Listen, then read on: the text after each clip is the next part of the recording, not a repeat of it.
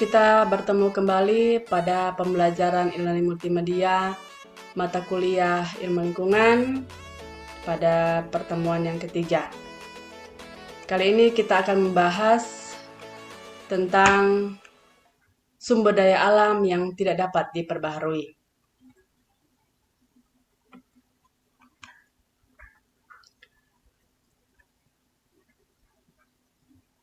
Untuk materi kali ini kita akan membahas bagaimana arti dari sumber daya alam yang tidak dapat diperbaharui. Nah, di sini sumber daya alam yang tidak dapat diperbaharui dapat diartikan menjadi energi yang pada akhirnya akan habis. Ya. Di sini sebagian besar sumber energi tak terbarukan adalah bahan bakar fosil seperti batu bara, gas, dan minyak bumi. Kemudian sumber daya alam yang tidak dapat diperbaharui itu merupakan sumber utama tenaga untuk sejumlah besar industri.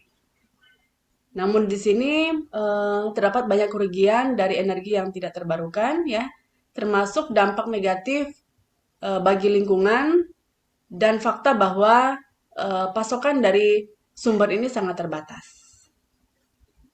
Nah, sumber daya alam yang tidak dapat diperbaharui juga dapat diartikan sebagai bahan organik sisa tumbuhan dan hewan yang sudah ada jutaan tahun yang lalu.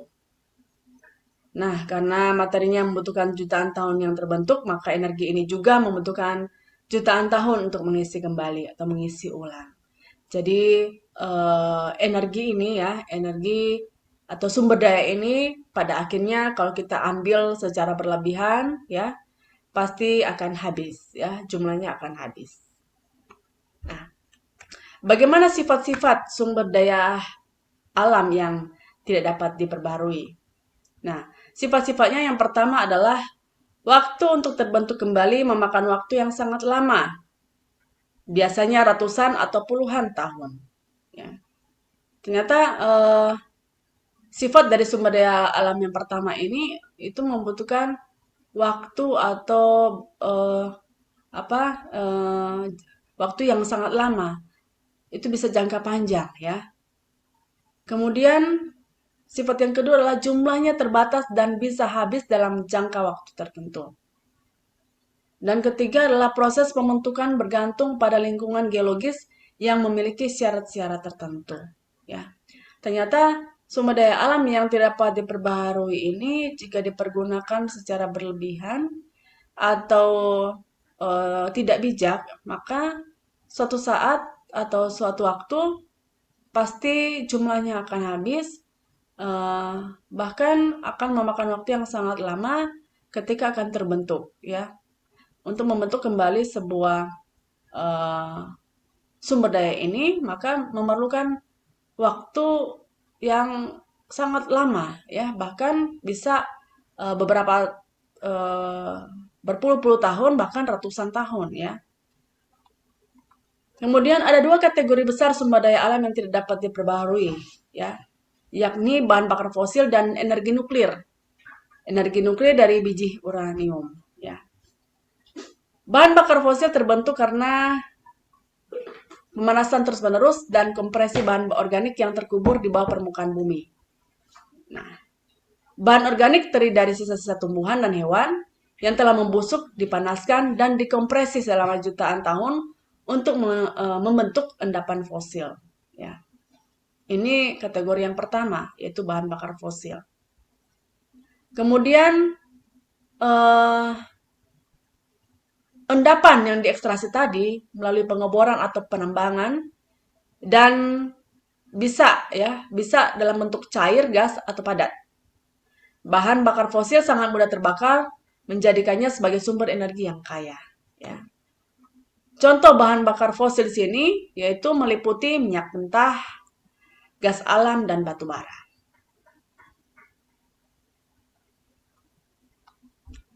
Kemudian yang kedua adalah kategori yang kedua sumber daya alam yang tidak dapat diperbarui adalah energi nuklir.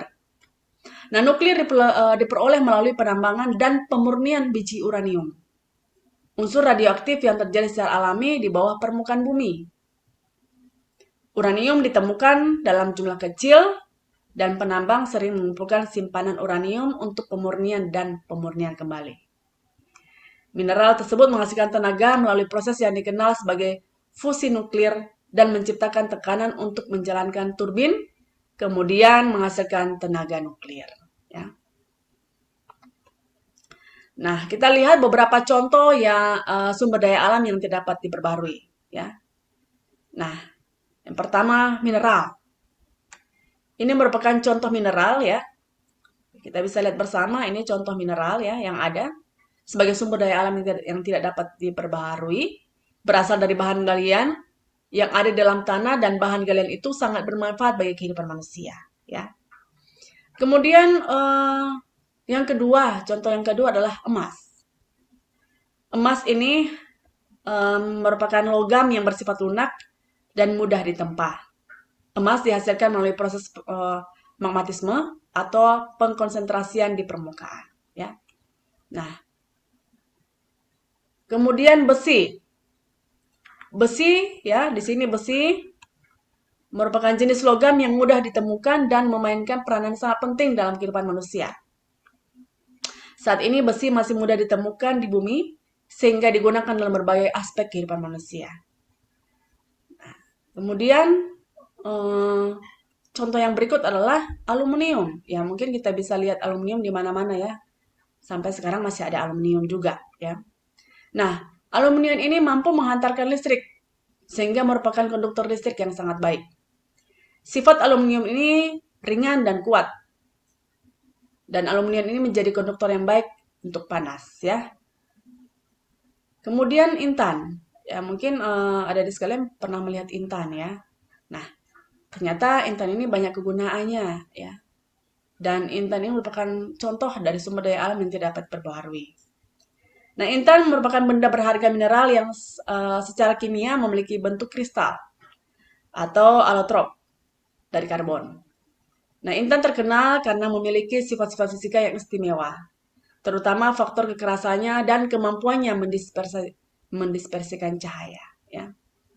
Kemudian contoh yang berikut adalah bahan bakar fosil ya. Ya, ini kita bisa lihat gambar ya bagaimana bahan bakar fosil itu ya.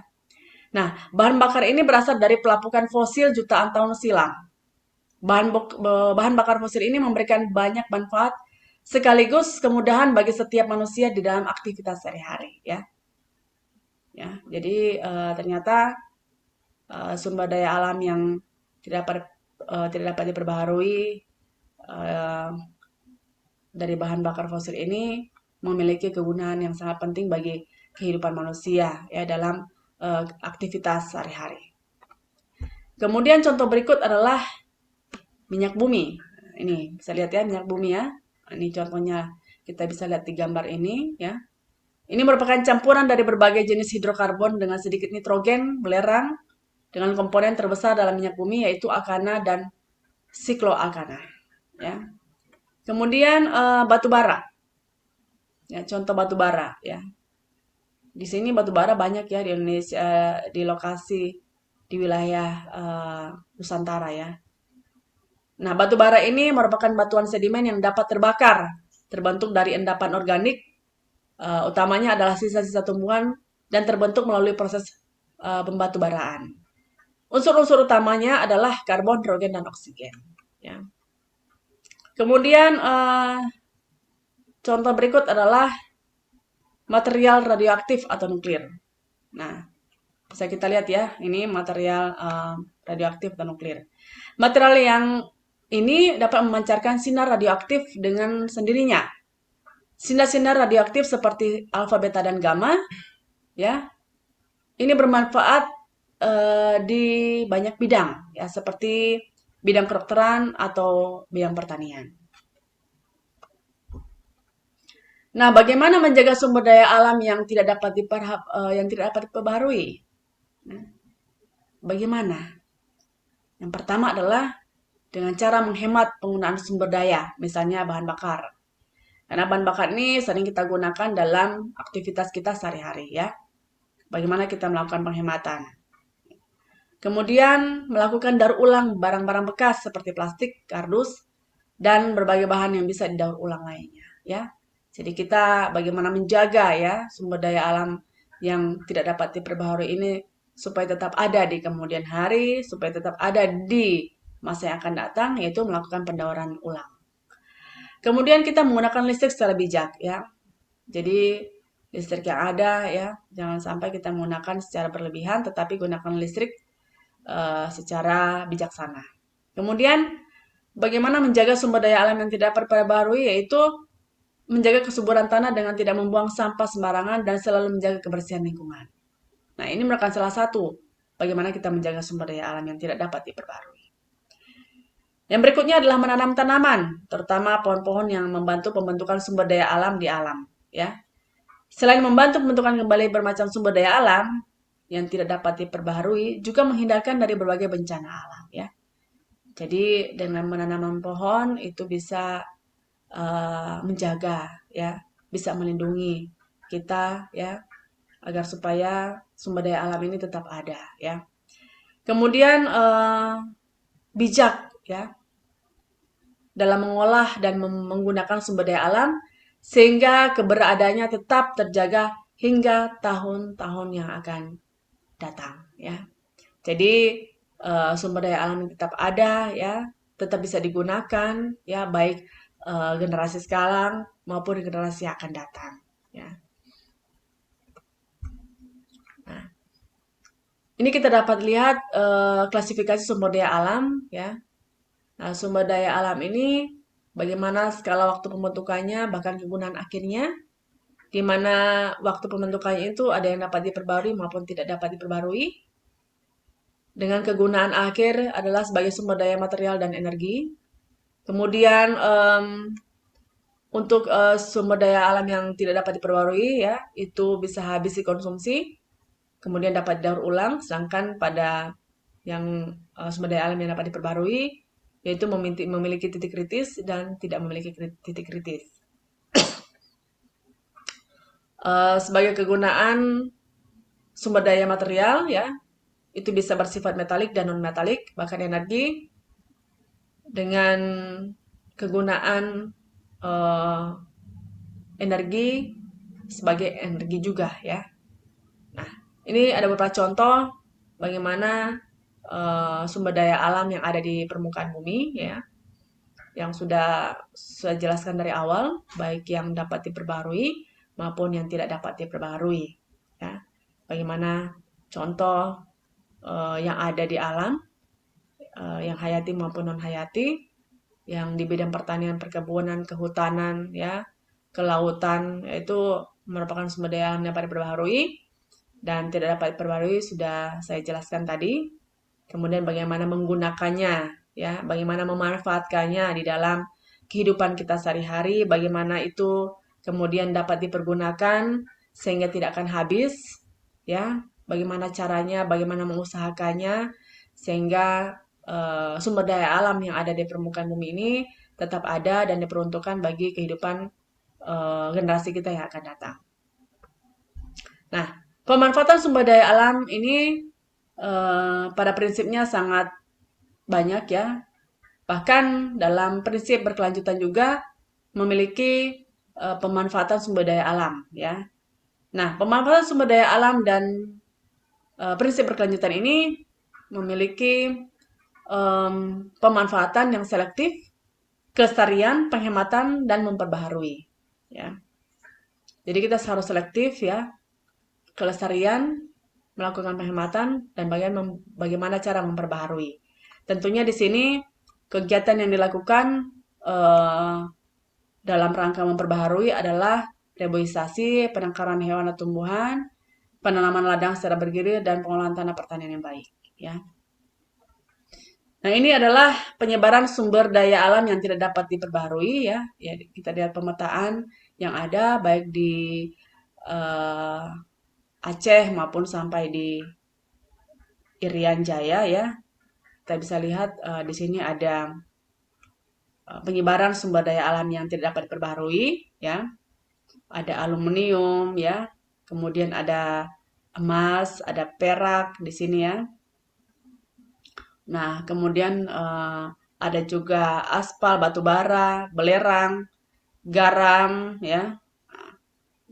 Kemudian ada granit ya. Ini ya, ada granit, ada marmer di sini ya, marmer ya. Kemudian ada aspal ya. Ternyata sumber daya alam yang tidak dapat diperbaharui yang ada di wilayah Indonesia itu sangat melimpah ya, sangat banyak, sangat kaya ya. Jadi bagaimana kita eh, menggunakan, memanfaatkan sumber daya alam yang tidak dapat berbaharui ini secara baik, secara maksimal, sesuai dengan peruntukannya sehingga sumber daya alam ini tetap ada sampai pada generasi yang akan datang, bahkan bisa dinikmati oleh generasi kita yang berikut, bahkan generasi anak cucu kita. Demikian materi ketiga yang sudah saya sampaikan, dan kita akan bertemu kembali pada pertemuan yang berikutnya. Terima kasih.